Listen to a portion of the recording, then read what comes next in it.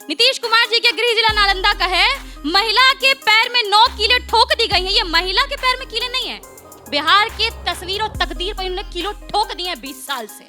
और वो कीले क्या क्या है मैं बताती हूँ। पलायन, बलात्कार, भ्रष्टाचार, गरीबी, भूखमरी और पेपर लीक, हर तरह का अपराध। और अगर आपको अपराध नहीं दिखता है तो एक टिकट वितरण हुआ है अंजना जी, पता है किनको मिला है? न्यूटन नाम के व्यक्ति, आइजैक न्यूटन नहीं है ये अभिषेक कुमार है। ये मंजू वर्मा जी के बेटे हैं, वही मंजू वर्मा जी जिनके अंदर में मुजफ्फरपुर बालिका गृहकांड हुआ था। और अभी कुछ दिनों पहले की खबर है कि उन्हीं के मैरिज हॉल के पीछे तालाब में अर्धनग्न अवस्था में एक बच्ची की लाश मिली थी। और हाँ, परिवार वालों की एफआईआर भी नहीं लिखी गई है, ये सुरक्षा की व्यवस्था है। और उसी मुजफ्फरपुर बालिका गृहकांड के लेगेसी को आगे बढ़ाने के लिए उनके बेटवा को टिकट दिए नीतीश कुमार। बहुत बढ़िया बेटा, ऐसे ही बढ़ाइएगा इन सब चीजों को। हेलो दोस्तों, आज की वीडियो में हम आपके लिए एक धमाकेदार डिबेट लेकर आए हैं जो कि आपको बहुत मजा आएगा। तो दोस्तों हो जाइए तैयार, क्योंकि इस डिबेट में आपको मिलेंगे तीखे तकरार। तो बिना देरी किए चलिए शुरू करते हैं आज का ये जबरदस्त डिबेट। और उसी मुजफ्फरपुर बालिका गृहकांड के लेगेसी को आगे बढ़ाने के लिए उनके बेटवा को टिकट दिए नीतीश कुमार। बहुत बढ़िया बेटा, ऐसे ही बढ़ाइएगा इन सब चीजों को। और हाँ, जब घोटाले और किसी सुरक्षा की बात होती है तो हमको एक और घोटाला याद आता है, बड़ा इंटरेस्टिंग घोटाला है, नाम है गर्भाशय घोटाला। उसमें पता है आपको अंजना जी, मर्दों का भी यूटेरस निकाल दिया गया था। मर्दों का भी यूटेरस होता है। नीतीश कुमार जी और मोदी जी सबको दिखा दिए देश में। 22,000 महिलाओं का बिना पूछे उनसे यूटेरस निकाल दिया गया था, बच्चे तक नहीं हो पाए उनके। मैं हाल में न्यूज देख रही थी, डेनमार्क की जो प्रेसिडेंट है वो माफी मांग रही थी इस चीज के लिए, क्योंकि 100-200 साल पहले ऐसा वहां हुआ था। नीतीश जी कब माफी मांगेंगे? और हाँ, जब मैं कहती हूँ ना 9 कीले ठोक दी गई, ये इस बात का गवाही देता है कि बिहार में कुछ भी ठीक नहीं है। बिहार में क्या हो रहा है? जब हम आप पटना में बैठे हैं, इसी पटना में अस्पताल में घुस करके डॉक्टर को गोली मार दी जाती है। अस्पताल में घुस करके अपराधी गोलियां चला रहे, धाए धाए, लगता है मिर्जापुर एकदम क्लियर कट दिखा रहे हैं। फिल्म इंडस्ट्री नहीं डेवलप कर पाए भोजपुरी वाली, तो चलिए यही दिखा देते, इसी माध्यम से नीतीश बाबू दिखा रहे। लेकिन मेरा ये कहना है कि बदलाव होगा बिहार में, और उसी बदलाव के लिए तेजस्वी जी कह रहे, जब कहते हैं ना हर घर सरकारी नौकरी, उस हर घर में महिला भी आती है। जैसे 5 लाख सरकारी नौकरी 17 महीने में दिए थे, वैसे ही उस महिला को भी नौकरी मिलेगी। और हाँ, जब कह रही थी राधिका जी ना, चुपके से महिला सब जाके वोट गिराएगी एनडीए को, ना चुपके से अब नीतीश बाबू भी वोट गिराएंगे हमको, ये सोचते हुए कि बिहार का तरक्की तो हमारा तेजस्वी बेटा ही करेगा। मैं दूंगी 2 मिनट दूंगी आपको, सबको बोलने लीजिए। डॉक्टर माला बाला आप फोन माइक उठाइए, ठीक है? आप जवाब लीजिएगा, आप दोनों डिबेट लड़िएगा, लेकिन डॉक्टर बाला, ठीक, डॉक्टर बाला क्या वो ऑडियो आ जाएगा? माइक आप बोलिए। मेरा सवाल आपसे यह है कि क्या सही मायने में सशक्तिकरण मतलब पॉलिटिकली आएगा? क्योंकि अक्सर ये लगता है ना कि वोट बैंक के तौर पर इस्तेमाल। मैं इस बात की प्रशंसा करती हूँ कि सबसे ज्यादा पंचायती राज में अगर रिजर्वेशन की शुरुआत महिलाओं के लिए हुई थी तो वो की थी नीतीश कुमार ने। लेकिन पैसा दे देना या रोजगार का एक साधन दे देना, क्या वाकई वो रोजगार पैदा कर पा रही है, खड़ा कर पा रही है? नहीं। क्या सही मायने में पॉलिटिकली ही, सियासी रूप से, राजनीतिक रूप से महिला सशक्तिकरण होगा, या वो अलग तरीके से होगा? जी, बिल्कुल मैं इस बात पे आती हूँ और मैं सुन रही थी अपनी साथियों को। सबसे पहले तो मैं ये कहूँ कि सबसे ज़्यादा इसमें कहीं कोई दो मत नहीं है कि बिहार में जो रिजर्वेशन हुआ वो सबसे ज़्यादा, जब आपने रिजर्वेशन किया महिलाओं को सशक्त करने के लिए, तो फिर आज ऐसी कौन सी मजबूरी आन पड़ी कि चुनावी घूस के रूप में 10-10 हज़ार रुपये आपके आचार संहिता लागू होने के ठीक पहले डाला गया? आप क्या परजीवी बना रहे हैं महिलाओं को? हमारी मित्र ने कहा कि आपने जब 5 ऐसे कार्यों की बात की तो उन्होंने कहा कि कई कार्य। मैं आपको बता दूं कि उषा की सिलाई मशीन की दाम अगर आप देखेंगे, ढंग की सिलाई मशीन इलेक्ट्रिक 14,000 कुछ रुपए में आती है। 10,000 रुपये में क्या ही हो जाएगा? सब्जियों की बात, ब्यूटी पार्लर, हम वही ट्रेडिशनल चीज़ों को करते रहेंगे विदाउट एनी स्किल डेवलपमेंट। हम कहीं से उनकी क्षमता वर्धन नहीं करेंगे, हम उनको ट्रेनिंग नहीं देंगे, हम उनको बताएंगे नहीं, हम उनका मार्गदर्शन नहीं करेंगे।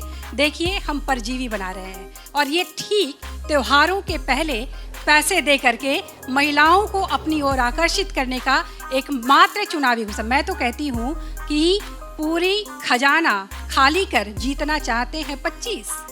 ऐसे तो हमारे बिहार की मैं कहूँ हमारे मुख्यमंत्री ऐसे तो ना थे नीतीश। तो ये सीधे सीधे महिलाओं को परजीवी बनाने के साथ साथ आप देने की क्या आखिर कहीं कोई और ये लोन है आपने। और मैं बता दूं आंकड़े आपको, पिछले उद्यमिता की बात आप कर रहे हैं, पिछले 5 वर्षों में सिर्फ 8,826 महिलाओं को ऋण दिए गए। उसकी आज तक की स्थिति क्या है, इसकी कहीं कोई समीक्षा नहीं, कहीं कोई सक्सेस स्टोरी नहीं। आप सिर्फ पैसे दे रहे हैं और उसके बाद ना आपकी कोई ब्लूप्रिंट है। इन दोनों से जवाब लेंगे कि क्या ये चुनावी घूस है। लेकिन सोनाली आनंद जी, पीके आए, महिलाओं के लिए क्या लाए, क्या है, मतलब क्या रोड मैप? देखिए, सबसे पहले मैं आपका धन्यवाद देती हूँ और thanks for having me here. और अभी जिस मुद्दे पे हम लोग बात कर रहे हैं, यहाँ पे ये समझना बहुत ज़रूरी है कि आज तक जो एनडीए सरकार दावा करती आई है कि हमने बिहार में बहुत विकास किया, मैं ये कहती हूँ कि एनडीए सरकार पेपर टाइगर है। जो भी उनकी नीतियाँ दिखाई पड़ती हैं, जो भी उनकी उपलब्धियाँ दिखाई पड़ती हैं, वो सिर्फ पेपर पे दिखाई पड़ती हैं। अगर आप धरातल पे जाएँ तो आप ये पाएंगे उनकी उपलब्धियाँ ज़ीरो हैं। तो अभी हम जीविका की बात कर रहे हैं, 10,000 रुपये की बात कर रहे हैं, बट मैं आपसे पूछना चाहती हूँ, ये योजना 15 साल पुरानी योजना है और 15 साल में आपने आज तक 40,000 करोड़ रुपए महिलाओं को एज ए लोन दे दिया, उन पे ये बोझ डाल दिया। और उनका सिविल, उनकी फैमिली की स्थिति पूरे बिहार में क्या है, ये हम सब लोग जानते हैं।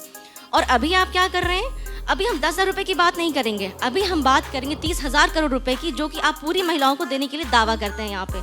तो इसका बोझ किस पे पड़ेगा? इसका बोझ पूरी बिहार के जनता पे पड़ेगा। जो अभी बिहार की हर एक जनता के ऊपर 61 करोड़ का कर्ज है, शायद इस स्कीम से या इस जो आपने लॉन्च किया है, इस कर्ज को हम और बढ़ा देंगे हर एक इंडिविजुअल पे। तो कैसी आपकी नीति है, आपकी ब्यूरोक्रेसी में पॉलिसी फॉर्मेशन कैसे होती है, आपका रिसर्च कौन करता है, ये बड़ा यहाँ पे बहुत बड़ा प्रश्न उठता है। फिर दूसरी बात यहाँ पे ये आती है कि जब पिछले साल से हम कंपैरिजन करते हैं इस साल के बजट का, तो हम हर क्षेत्र में पाते हैं कि बजट घटता जा रहा है। चाहे वो ग्रामीण सड़क योजना हो, चाहे वो स्वास्थ्य विभाग हो, चाहे वो ग्रामीण विकास विभाग हो। आप ग्रामीण विकास का बजट घटाते हैं 17% से 18% से पिछले साल के कंपैरिजन में, और उसी में आप एक ये योजना लाते हैं जिसका वैल्यू 30,000 करोड़ है। तो ये आप पैसे कहाँ से ला रहे हैं? सारे जो डिपार्टमेंट्स, उसके पैसे आप काट के जनता को हार्ड कैश बांट रहे हैं, और उसकी उपलब्धि क्या, उस पर ग्राउंड पे क्या पहुंचेगा, इसका कोई भी प्रमाण नहीं। अच्छा, आपकी लड़ाई किससे, इन दोनों से है या इन दोनों से है? देखिए, हम बिहार के हित की बात कर रहे हैं, की लड़ाई और किससे जो भी लोगों को बरगलाने की बात यहाँ करेंगे, हम उन पर प्रश्न उठाएंगे। हाँ। तो यहाँ पे यही बात है जो भी, लेकिन अभी सरकार आपने रोड मैप नहीं बताया। मैंने पूछा कि प्रशांत किशोर का क्या रोड मैप है। आप इनकी कमियां तो बता रही हैं, जी बिल्कुल, क्योंकि आपका काम है ऑपोजिशन की तरह, लेकिन पीके का क्या रोड मैप है महिलाओं के लिए? कुछ देखिए, स्पेशली हमारा जो भी नीतियां हमने जिस पे बात की है, हमारा सोशल इंक्लूजन पे बात होता है। किसी एक वर्ग विशेष को हम टारगेट नहीं करते, क्योंकि हमें ये पता है किसी एक वर्ग विशेष को टारगेट करके आप जो कहते हैं होलिस्टिक डेवलपमेंट नहीं दिखा सकते पूरे बिहार का। हाँ। लेकिन महिलाओं की स्पेसिफिकली अगर बात हो, तो हमने ये ज़रूर कहा है कि हम ऐसी व्यवस्था खड़ी करेंगे जहाँ पे उन्हें कम दर पे लोन मिलेगा, और उसकी जो सब्सिडी है इंटरेस्ट की, वो सरकार भरेगी। तो ये सिर्फ महिलाओं के लिए नहीं, ये सारे युवाओं के लिए है। और एक प्रश्न यहाँ पे और भी उठता है कि जो सरकार इतनी बड़ी उद्यमिता को बढ़ाने के लिए 30,000 करोड़ की योजना लाई है, आपने युवाओं के लिए कुछ नहीं किया, आपने सिर्फ महिलाओं के लिए किया। अगर उसका एक छोटा सा सेक्शन भी अगर आपने युवाओं के लिए रखा होता, तो आप इतना बड़ा प्रश्न नहीं उठता। आज आप क्या कर रहे हैं? आज आप युवाओं को बेरोजगारी भत्ता दे रहे हैं और उधर महिलाओं को बढ़ावा दे रहे हैं। तो कहीं भी बैलेंस आपकी नीति में यहाँ पे नहीं दिखता है। भाई 3 सवाल आए हैं, तीनों का जवाब दीजिए। सबसे पहले तो वो कह रही हैं कि आपने महिलाओं के लिए रखा है, युवाओं के लिए क्यों नहीं रखा है, ये पूछ रही हैं। उन्होंने पूछा कि घूस है, चुनावी घूस है, और भारती जी का सवाल बताने की जरूरत नहीं है। हाँ, आप उसी समय कहने लगे मुझे जवाब देना है। हाँ, मुझे जवाब देना है। सबसे पहले मैं सोनाली जी की बात करूंगी। पार्टी का प्रतिबिंब होता है ना, बस मात्रा कम और ज़्यादा होती है नेता की। तो प्रशांत किशोर जी का प्रतिबिंब दिख रही है, मात्रा थोड़ी कम है।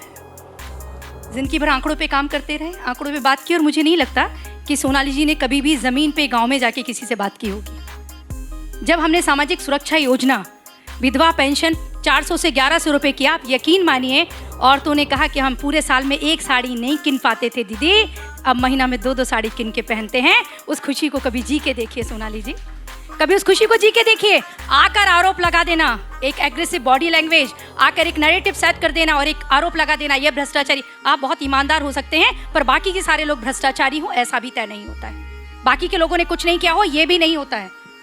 और सबसे बड़ी बात होती है जनता। देख तुल्य जनता उसने तय किया है एनडीए के साथ, और वो आगे भी करेगी। आपके हमारी कहने से यहाँ बैठ के कुछ भी नहीं होता। और मैं एक नागरिक की तरह भी कहना चाहती हूँ, अंजना, मैं दिल्ली में रहती थी, और जब मैं यहाँ आई थी, जैसे अभी अनुप्रिया कह रही थी, मैं बिल्कुल भारतीय जनता पार्टी की प्रवक्ता की तरह नहीं बोल रही हूँ। जब मैं 2007 में शादी होकर यहाँ आई और मैंने अनुमति मांगी अपने ससुर जी से कि मुझे राजनीति करना है, उन्होंने मुझे कहा कि तुम ये बिल्कुल नहीं कर सकती। यहाँ जिस तरह का माहौल है, और जिस तरह से धीरे धीरे एनडीए सरकार आई और मुझे अनुमति दी गई, वो मैं एक महिला की तरह आपको बता रही हूँ कितना मुश्किल था। मैं जो गहने पहन के आई थी, मुझे कह दिया गया ट्रेन में जब मैं विदा होके आई दिल्ली से कि आप उतार के इनको रख लीजिए, तब आप गाड़ी में स्टेशन से बाहर उतरिए। या नहीं जिया। अगर ये जिया होता एक महिला के लिए 10,000 रुपये बहुत बड़ी रकम होती है, जिसने कभी दिहाड़ी मजदूरी भी नहीं की हो, घर के बाहर नहीं निकली हो, जिसने एक साथ कभी 10,000 रुपये देखे ही ना हो। छोटी बात नहीं होती है। और मैंने आपको जीविका का कहा, ये हमारी 15 साल पुरानी। घूस है ये। देखिए मैं एक बात